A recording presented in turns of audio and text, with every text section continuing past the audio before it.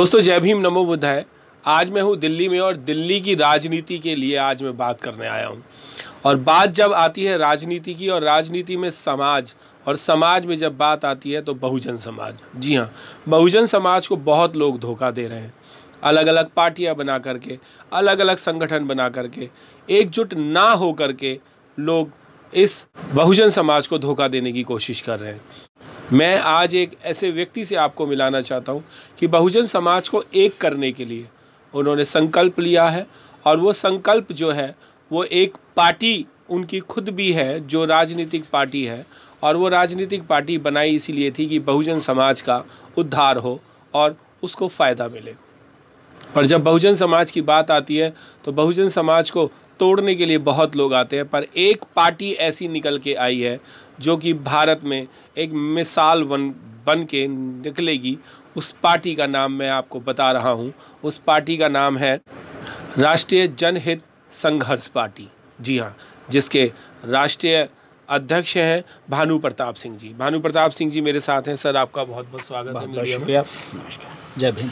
Sir ये जो आपने राष्ट्रीय जनहित संघर्ष पार्टी बनाई हुई है, इसका उद्देश्य क्या है? पहले तो मैं ये जानना चाहूँगा। देखिए, उद्देश्य बहुत साफ है।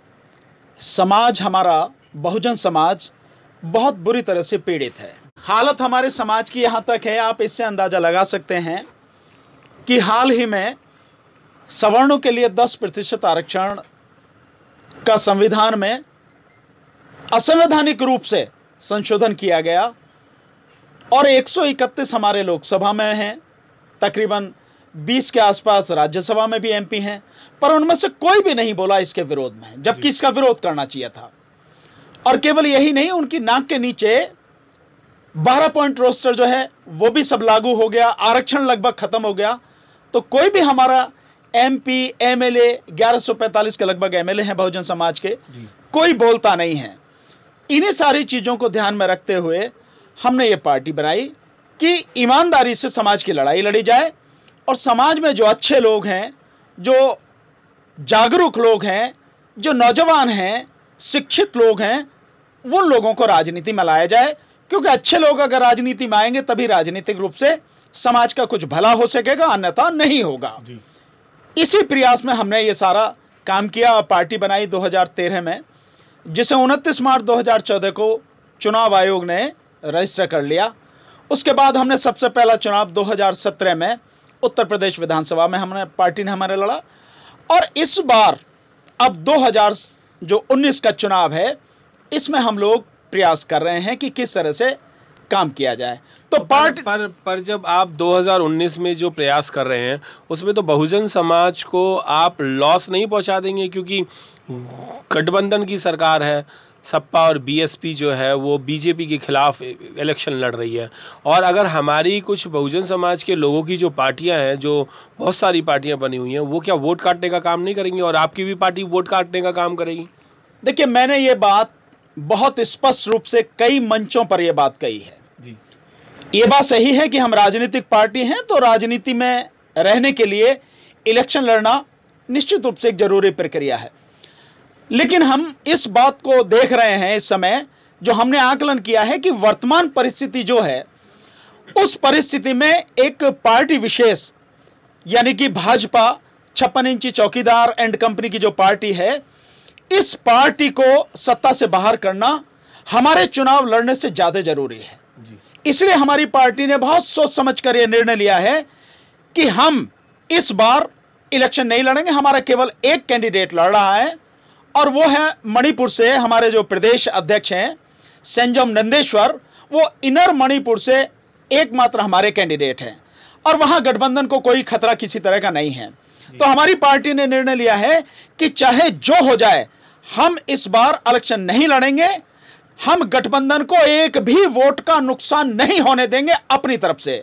हम ये चाहते हैं कि एक एक वोट चुन चुन के गठबंधन के साथी जो भी हों, मैं नहीं जानता कि कौन खड़ा होगा क्या होगा, पर जैसा भी खड़ा हो, वो अच्छा हो बुरा हो कुछ भी हो, लेकिन वो गठबंधन का साथी है, उस गठबंधन के कैंडिडेट को इस बार सारा वोट जाना चाहिए।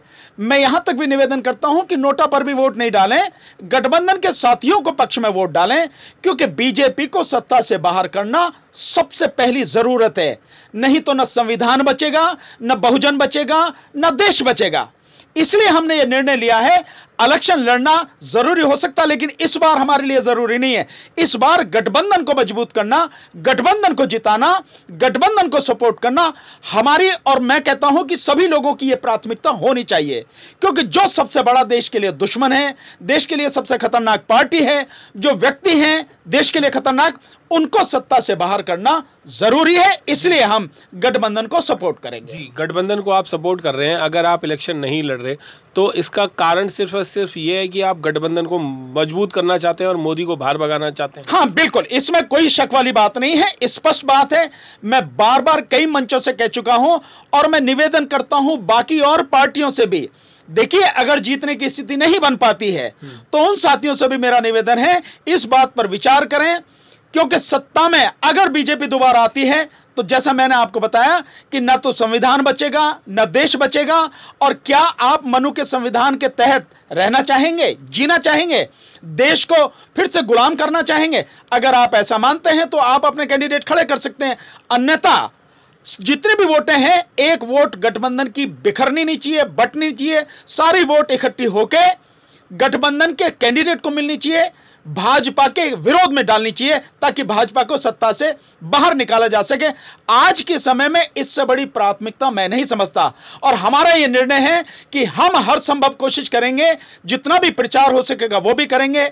भारतीय जनता पार्टी को इस 56 इंची चौकीदार की सरकार को हराने के लिए, इनको सत्ता से बाहर करने के लिए पूरा दम लगाएंगे। गठबंधन को एकजुट करने का और उनकी सारी वोटों को इकट्ठा होकर बीजेपी के विरोध में वोट डालने के लिए हम प्रयास करेंगे। जी, मैं एक सवाल और पूछना चाह रहा था कि गठबंधन में क्या आप चाहते हैं कि बहुजन समाज की कोई भी व्यक्ति प्रधानमंत्री बने? हाँ, इसमें क्या शक है भाई। बहुजन समाज का अगर कोई व्यक्ति प्रधानमंत्री बनेगा तो देश के लिए, हमारे पूरे बहुजन समाज के लिए यह सम्मान की बात है। अगर ये सम्मान बहन कुमारी मायावती जी को मिले तो आपका उसमें वो क्या है? मुझे कोई दिक्कत नहीं है, अगर उनको मिलता है, अगर वो प्रधानमंत्री बनती है तो उसमें दिक्कत क्या है?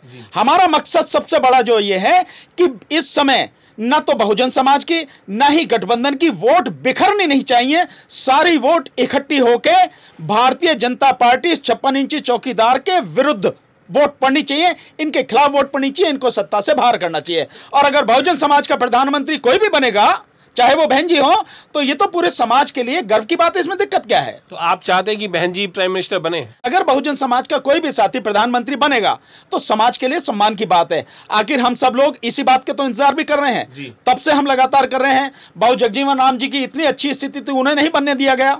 उसके बाद में लगातार कोशिश करते रहे, लेकिन ऐसा कभी हुआ नहीं। अगर इस बार ये परिस्थिति बनती है तो इसमें दिक्कत क्या है? जी।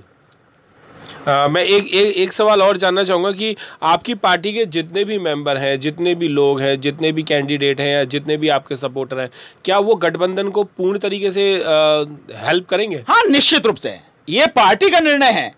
मैं पार्टी का प्रेसिडेंट हूं, ये सही बात है, लेकिन ये पार्टी का निर्णय है। पार्टी ने बहुत स्पष्ट रूप से निर्णय लिया है कि पार्टी जहां भी होंगे, जिस जगह भी होंगे, चाहे वो गठबंधन में किसी भी पार्टी का कैंडिडेट हो, चाहे वो जो बीएसपी का हो, चाहे वो सपा का हो, चाहे वो आरएलडी का हो, किसी भी पार्टी का हो, लेकिन गठबंधन का है और भारतीय जनता पार्टी के खिलाफ है, तो हमारी पार्टी के जितने भी साथी जहां भी हैं, मध्य प्रदेश में है, चाहे नॉर्थ ईस्ट में है, चाहे दिल्ली में है, चाहे उत्तर प्रदेश में है, चाहे हरियाणा में, जहां भी हमारे साथी हैं, सबको ये बाकायदा इंस्ट्रक्शंस हैं कि गठबंधन के पक्ष में ही वोट डालनी और डलवानी है और उन्हीं के लिए काम करना है। जी, बहुत बहुत धन्यवाद। दोस्तों, मैं आपको बताना चाहूँगा कि एडवोकेट भानु प्रताप जी ने ये क्लियर कर दिया है कि अगर हम एक सीट पे भी अगर लड़ते हैं और ऐसी सीट पे लड़ते हैं जहाँ पर गठबंधन की सरकार है, तो शायद अगर हम 1000, 2000, 5000, 10,000 या 50,000 या 1 लाख वोट अगर लाने में कामयाब होते हैं तो वो गठबंधन को शायद नुकसान पहुँचाने के लिए होगा। और बहुजन समाज आज कोई भी नुकसान उठाने के लिए तैयार नहीं है। और भानु प्रताप जी ने भी ये भी बात कह दी है कि 56 इंची का जो चौकीदार है, इसको इस बार इस सरकार से, इस भारत की राजनीति से बाहर भगाना है। जय भीम, नमो बुद्धाय। मिलेंद्र गौतम, यूटीवी से।